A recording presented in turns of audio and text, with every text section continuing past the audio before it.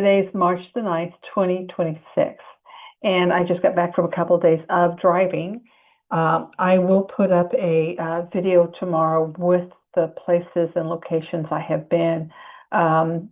Suffice it to say, I did what I normally do. I start in the north because I live here, and then usually the first place I go away from here is the south, Raim, Hawaii, because the north and the south, the way it works out is sometimes the barley is ready in the north first, and sometimes it's ready down by Raim first.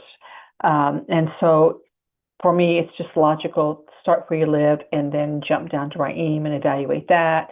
And then hopefully at the end of this week, say like Wednesday, Thursday, I will get over towards Jerusalem and work that area back down towards that Raim area. But I want to tell you, and then I'll do the video tomorrow, the longer video, the longer presentation. To this date, March the 9th, 2026, there is no fields of wild barley with a harvestable sickle, harvestable quantity of barley available presenting itself. I only look at fields, and I'm looking for an 8x8 or the other group, 12x12.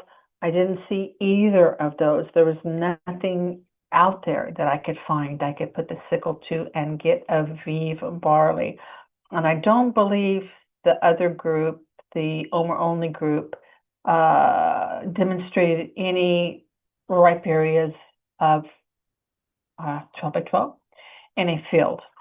So to my knowledge, at this point, it's not out there, and in my opinion, it's still too young. It's still too underdeveloped. And I'm talking about the earth as a whole. I'm talking about when I look out across the land, and we'll get into all that tomorrow. But in my opinion, it's too early to see from the field an 8x8 or a 12x12 section in a wild field that's harvestable and that will make an offering, that's mature enough to make an offering.